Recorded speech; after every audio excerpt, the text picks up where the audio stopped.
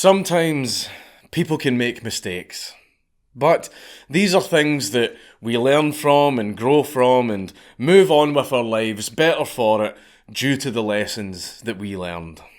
But sometimes people can make mistakes that they feel there is no coming back from.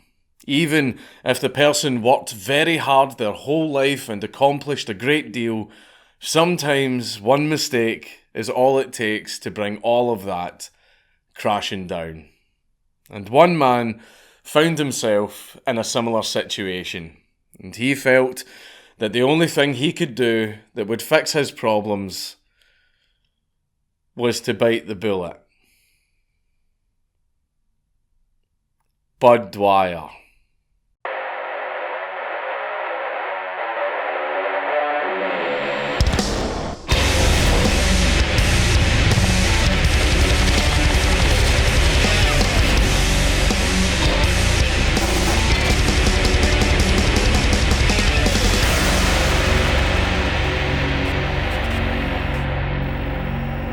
Please leave a like and a comment on this video because it really helps me in the algorithm. But before we get into the mad lad, a big thank you to Raycon for sponsoring this video. With Raycon earbuds, you can optimise your listening experience with mind-blowing quality at half the price of other premium audio brands. Raycons are very customisable as they come in a range of fun colours and come with plenty of gel tips for a noise isolating fit without sticking out of your ears. The gel tips will also maximise comfort regardless of the size and shape of your ears while preventing your Raycons from falling out. Raycons have a 32-hour battery life, seamless Bluetooth pairing and more bass, which makes them ideal for listening to The Living Tombstone and Nero's Day at Disneyland on my way to the office now that things are returning to normal. And so that you can feel extra secure with your purchase, Raycons also come with a 45-day free return policy. So if you want to get your own Raycons while supporting my channel, click on the link in the description or go to buyraycon.com/Dankula to get 15% off your order. Robert Bud Dwyer was born on the 21st of November 1939 on a small ranch in St. Charles, Missouri.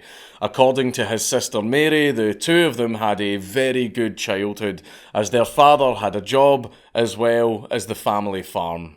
One year, Dwyer got a very expensive hunting rifle for his half-birthday, half-Christmas present, and he would hunt rabbits, squirrels, pheasants, and other wild animals and bring them home for his family to eat. Although they had to chew very carefully as the meat would still have a lot of buckshot in it.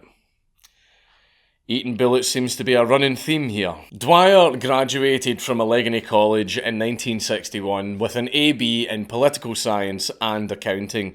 He originally went to school to become a certified public accountant, but he found that he enjoyed political science much more, so he continued his studies, earning a master's degree in education. In 1963, he became a student teacher at Cambridge Springs High School in Pennsylvania, teaching social studies and coaching football. While he was there, he quickly became enamoured with the English teacher, Joanne Grappi. And in the summer of 1963, Bud Dwyer went on a trip to Poland for the school, which interested him greatly due to his pursuits in political science. Before he left, he had proposed to Joanne, and she said yes. And she planned for the wedding while Bud was gone. And 3 weeks after his return to the US, they were happily married. That's lovely, that's dead cute. I hope this story has a happy ending. Bud's trip to Poland exposed him to communism, and he came to the quick and reasonable conclusion of, fuck that. He came back to teach his students about the freedoms that they had and how lucky they were to be born in the land of the free, the home of the brave, God bless, and all that. According to his family, once a year, he would whip out a slideshow of all the pictures he had taken in Poland and talk about how the government controlled everything and the people were not truly free. His trip had inspired him so much that he wanted to make a difference in politics, and in 1964 he ran as a Republican for the Pennsylvania House of Representatives. His campaign was very small and not very well funded. He didn't have any money for any television or radio adverts, so instead he would just go door to door with his campaign manager, giving out material explaining his platforms and giving nail files to all the women and matchbooks to all the men. Despite being the little guy, Bud's campaign was successful and he was elected. So he left his teaching job to go to Harrisburg and join the state assembly. As a representative for the 6th district, Bud was very well liked. People would call him with a variety of problems, some out with a state representative's jurisdiction, and Bud would still do his best to find a solution. Bud would even speak to banks to extend people's mortgages after they called Bud saying that they couldn't pay their bills. My local MP couldn't fill a pothole if they shat in it. Bud continued to be elected as a local representative, winning again in 1966 and in 1968. Then, in 1970, Bud ran for state senator. Bud was very well liked, so he was elected, and shortly after, he resigned his seat in the House of Representatives so he could swear in as the state senator in January of 1971. And during his rise up the political ladder, Bud had 2 children, Robert and Diane Dwyer. After being elected an additional 2 times in 1974 and in 1978, Bud's campaign manager started a rumour in the late 70s that a lot of Republicans were asking Bud to run as Treasurer of Pennsylvania. Now, this wasn't at all true, but the rumour spread more and more, and the more it spread, the more Republicans warmed to the idea. And soon, there actually were a lot of requests for Bud to run as treasurer. After a relatively cheap $50,000 campaign, Bud was sworn in as Pennsylvania treasurer in 1980. Bud realised that the way they handled records in the Treasury was very outdated, and so he set about modernising the infrastructure of his office and investing money that had been left sitting about doing nothing for years. He also set up a waste line, which was a phone line that the members of the public could call to inform Bud about wastes of tax dollars around the state. That would have been a very busy phone line. Before Bud was elected to the Treasury, public employees had massively overpaid taxes between 1979 and 1981. So the state had to hire an accounting firm to calculate the size of the refund that it would send to its employees. Bud, the treasurer, when this was discovered, awarded the contract totaling $4.6 million to a company called Computer Technology Associates, or CTA, owned by one John Torquato Jr. John was a native of Pennsylvania, a book salesman, and had a reputation for being generally untrustworthy and bribing his way into things that he wanted. Now, people argue on whether what happened next actually happened or if it happened in the way that it did, but the generally accepted narrative is that John offered Bud Dwyer a $300,000 campaign contribution if he gave CTA the contract. Bud apparently took this deal and sold the contract to CTA at a much higher price than a job like this would normally go for. So, Bud allegedly accepted a bribe. And remember that. This is important information for later. Initially, Bud had a positive relationship with the governor of Pennsylvania, Dick Thornborough, being of the same political party and all that. However, this relationship quickly began to deteriorate. In early 1984, the governor took a trip to Germany with his wife and 4 aides in order to close some business deals. Bud agreed to put the hotel room Thornborough and his wife shared through on the expense account. But he was unwilling to have the state pay for his wife's plane ticket since she was not there as part of state business. After all, she was just a tag-along who was not there on state business. So why should the state use people's tax dollars to pay for her ticket? Bud publicly exposed the fact that the governor had submitted the request for the state to pay for his wife's airline ticket. And this obviously put him on very bad terms with the governor. This relationship would only deteriorate even further as state police officers told Bud Dwyer that the governor had been using them as a taxi service to take his kids to and from school. Bud found all of the records of this and held a press conference and showed the public just how much money these police Ubers would have cost the taxpayer. And Bud demanded that the governor pay this money back to the state, since it doesn't matter who you are. No, you are not allowed to use the police as your own private free taxi service. Bud didn't give a fuck who his boss was. No one was taking any money under illicit circumstances. Except, for that one time he did. In 1984, Dennis Schatzman, an employee of the Pittsburgh School District, noticed that the CTA contract had a few financial anomalies. He notified the Pittsburgh school officials and contacted an accounting firm that confirmed that the CTA contract was overpriced by millions of dollars.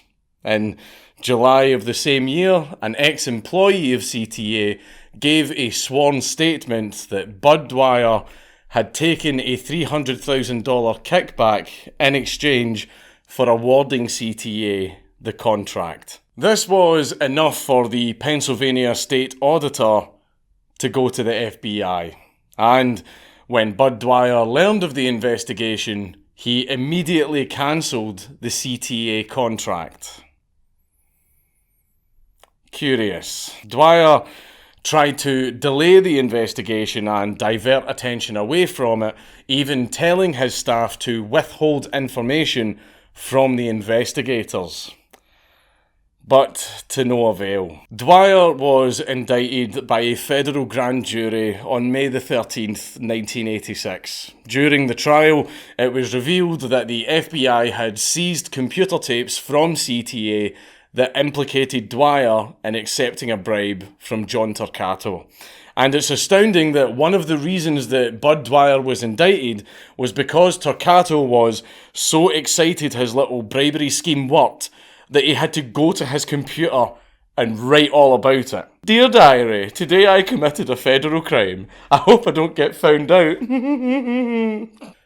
Bud maintained his plea of innocence even after being indicted, saying that he had only been offered a generic campaign contribution and not a straight-up bribe.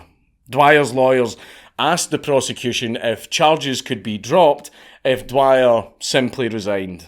But this offer was rejected, with a counter-offer of Bud pleading guilty to a count of bribe acceptance, maximum 5 years in prison, resignation of his office, and full cooperation in the investigation. A much lighter sentence than Bud would have received, but Bud still found this unacceptable.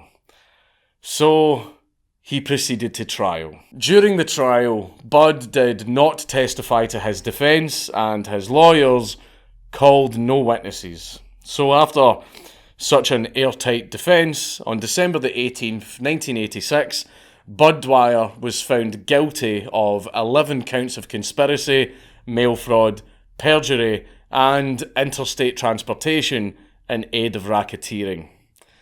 The man who had stood up to the governor for his abuse of government had fallen to the same level of corruption. Bud was facing 55 years in prison and a $300,000 fine. But He couldn't be removed from office until after his sentencing in January of 1987. He remained treasurer but took a leave of absence, saying that he wouldn't resign until he had appealed his conviction. He tried every trick in the book, even writing to President Reagan to ask for a presidential pardon. But, as we all know, Ronald Reagan was the devil, so that went absolutely nowhere. With his options running thin, Bud had to resort to drastic measures. He wasn't going to prison, he was going out on his own terms. Bud called a press conference for January the 22nd, 1987, the day before his sentencing. It was widely thought that this would be a conference where he would announce his resignation, thank his staff and family, and go quietly to his last night of freedom. In talks with his press secretary James Horshaw and his deputy treasurer Don Johnson, Bud actually never said that he planned to resign, adamant that this conference would only be him thanking the people who helped him through his trial and his staff. Even though Bud said this, the two men walked away from this meeting thinking that he would resign anyway, because politicians only hear what they want to hear. The night before the press conference, Bud left a note in his home which simply read, "I enjoy being with Joe so much. The next 20 years would have been wonderful. Tomorrow is going to be difficult, and I hope I can go through with it." Now, January the 22nd. The press conference, the day of reckoning. Dwyer arrived looking nervous and a little skittish and began delivering a 21-page speech that has been described as a rambling polemic about the criminal justice system. He maintained that he was an innocent man and went about naming everyone he thought had wronged him, such as the US attorney who prosecuted him, Governor Thornbaugh, who had left office just 2 days before, his judge, the FBI, just anyone that was vaguely involved in his conviction. He also talked about mistakes in his political career, such as expressing regret over his voting in favour of the death penalty while in the Pennsylvania Assembly.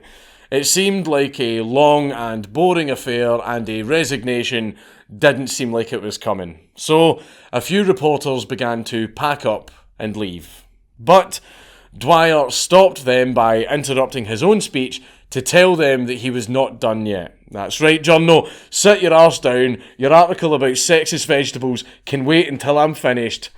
I've got something I want you to see." Bud read out 20 of the 21 pages in his speech, and he handed out copies of his speech to all of the journalists in the room. But all the copies he handed out only had 20 pages. Where was the 21st page? Well, that last page was only for Bud. He didn't include that page in everyone else's copies because he didn't want anyone interfering. Finally, after reading out loud most of the last page, he stopped before the last paragraph, which contained all of the juicy details. He handed out 3 envelopes to his staff. One for the new governor, one with his organ donor card, and another that was addressed to his family, which had funeral arrangements inside. Now it was time to pull the trigger, metaphorically and literally. Bud took a revolver out of an envelope and warned people to step back, holding the gun close to his body, pointed away from any spectators. He asked anyone to leave the room if they thought that what he was about to do would affect them. And all of this was being recorded by several TV crews. As people approached to try and seize the weapon, you've all seen this video. Don't even act like you've not seen this video. You know what happens next.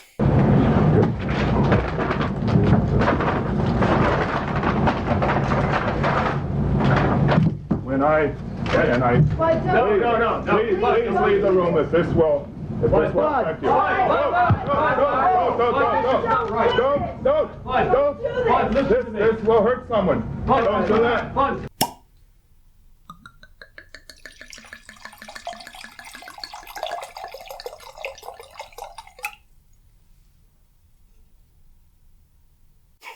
Bud died instantly from the gunshot. He was rushed to hospital, but nothing could be done because the whole back half of the man's head was gone.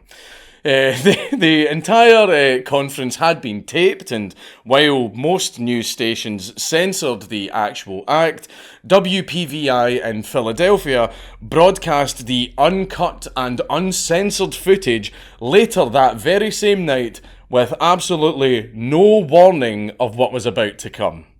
WXPI in Pittsburgh showed the footage on the midday news, but didn't broadcast it in the evening since children would be home from school. But unfortunately, that was actually a snow day, and all the children were at home watching the midday news, so a bunch of children got to watch a man blow his brains out. So, why did Bud do it? Was it all just political stress, a last stand against a corrupt system, a man unable to bear the guilt of his actions but unable to confess? Well, some people, including his family, theorise that he did this for financial reasons. See, if Bud had been properly sentenced, he would have been prohibited from claiming his state-provided benefits. So the theory goes that he committed suicide so his wife could claim survivor benefits, a total of $1.2 million, to help the Dwyer family recover from their financial losses that they gained as a result of the legal battle. Being only found guilty but not yet sentenced meant that they could still claim this money, but if Bud had been sentenced, then he would have been immediately removed from his position and his family would have got zero money. So, people have theorised that this is why he did this the day before his sentencing. Ultimately, we will never really know why he pulled the trigger that cold January morning. He definitely wasn't thinking clearly. His head seemed all over the place. His thoughts were scattered. A bit here, a bit there, some on the wall. Since Bud's suicide, he has had a constant presence in edgy music, being the inspiration for some music, some EPs, full albums, and the audio of his suicide being sampled into more than a few songs. One member of the Suicide Boys, a guy called Scrim, even produces under the alias Bud Dwyer sometimes. Of course, his biggest legacy on the internet is the Bud Dwyer video, which was probably the first ever gore video that all of you watched on the internet. His story resonates with those who feel injustice and stand defiant in the face of false accusations and never backing down, and also going out your way and not their way. I mean, it makes a lot more of an impact than a change.org petition, but then again, a 357 would have more of an impact, wouldn't it? Yes, I'm getting hints of 357 in the mouth. It's Count Dankula on YouTube! Everybody just subscribe!